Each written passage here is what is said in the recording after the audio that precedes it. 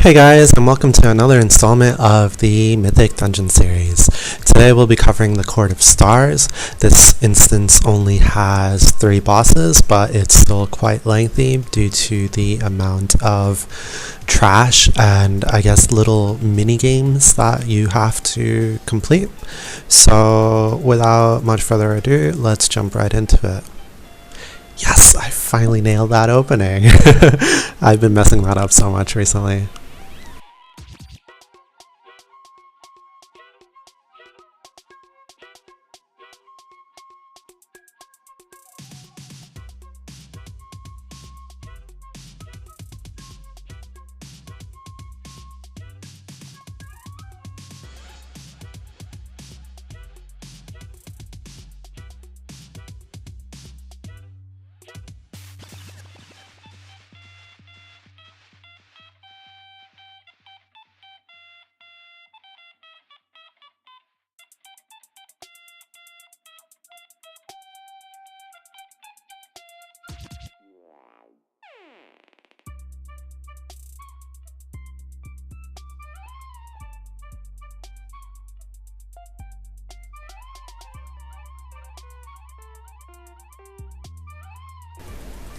So, scattered throughout the instance are these clickable, interactable objects, and each object is based on your class or your profession, and so not everyone can interact with it. So with that one, for example, only rogues could interact with it.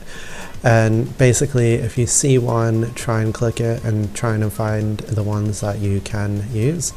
And with that one, it was a poison vial, which you'll see what it does later in a bit.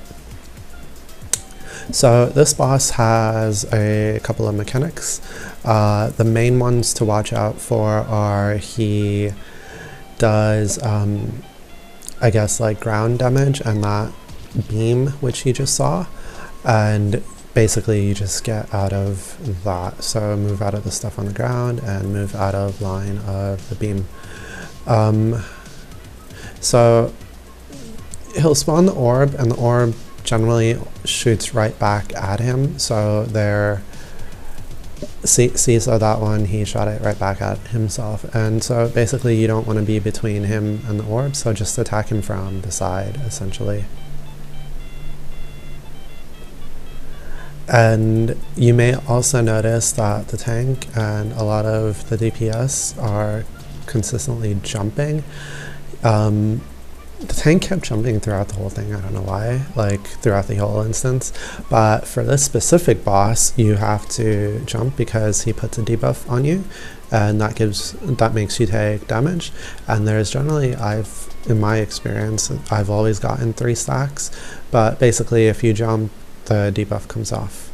So he went for the vial to get a boost, and because I poisoned it, he went down really quick after that. So the next boss is Tixa Pop-Tart. She's this red fuck, I jinxed myself. She's this red Eridar lady. That is a bit of a tongue twister. Red Eridar lady. Although not the lady part. Red Eridar. Red Eridar. Okay, anyway, sorry, I got distracted. That tends to happen. Anyway, you don't want to engage her right away. So she's surrounded by like these mini bodyguards, and as you clear more and more trash, she sends the bodyguards out to look for you, but she does it individually. So if you clear enough trash, she'll end up sending all the bodyguards out one at a time, and yeah, they're easier to handle that way. So don't engage her when they're all up, as we did and we wiped. So here is just some footage of us clearing trash. You want to clear enough so that she doesn't have any bodyguards left.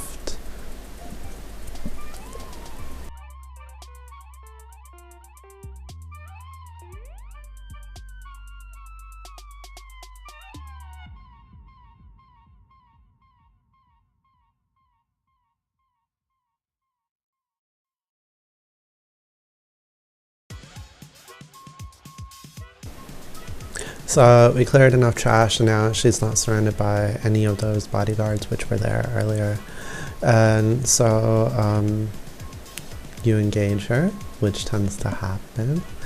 And she's got a couple of mechanics as well. So the main one is she'll put stuff on the ground. It's like fire spouting out of the ground, and you have to avoid that.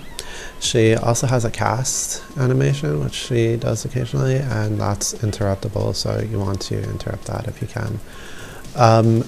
Just be wary and don't do what I did, where the tank pulled her quite a bit far and I teleported behind her into fire and died, so don't do that.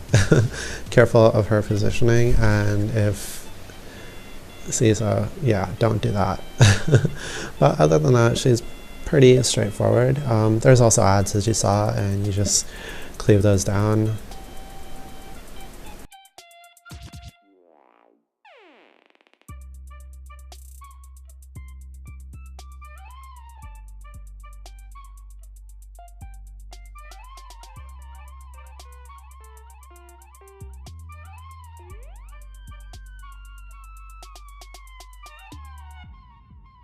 So a lot of the bosses, pretty much all the bosses in here, have these special mechanics that you have to engage before you can engage in the boss.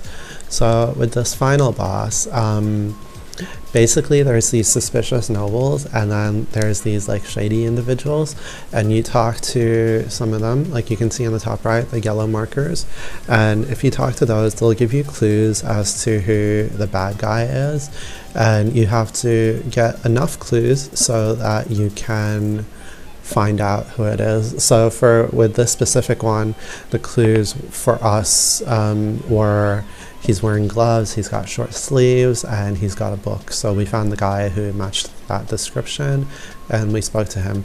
So, these are always random, so it won't always be the same character that you have to speak to. So just find as much clues, like as few, so try and solve it in as few. So try to solve it in as few clues as you possibly can. I really need to stop speaking in tongue twisters. As few clues as you possibly can. There, I can say it. So he's not actually the final boss, so don't do what I did and blow all your cooldowns. To be honest, he's not even a boss, he's just he's a mini boss really.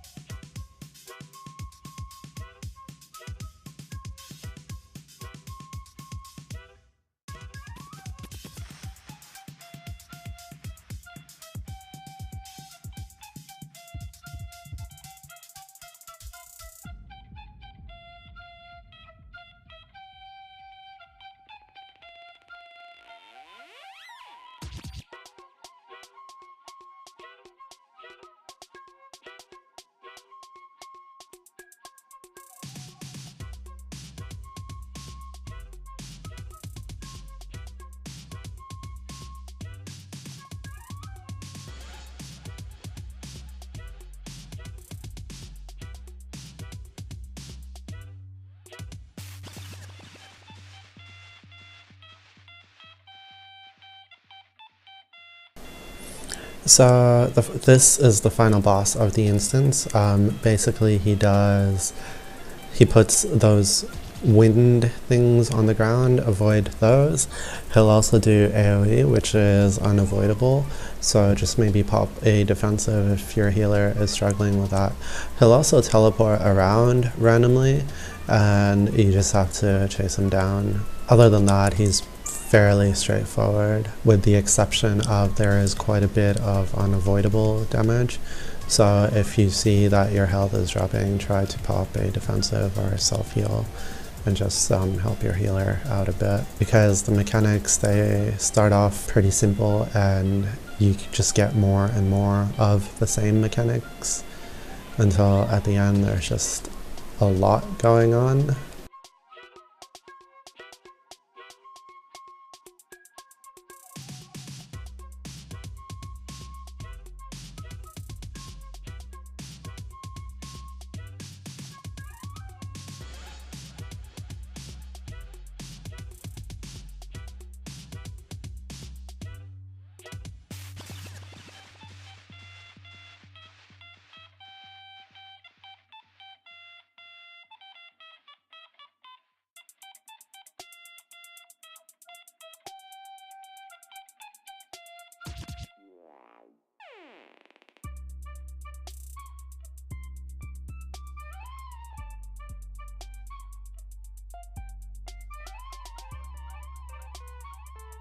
And that is the third and final boss. If you found that informative or enjoyed it or hated it, give it a thumbs up, give it a thumbs down, but don't forget to subscribe. Definitely subscribe. Bye!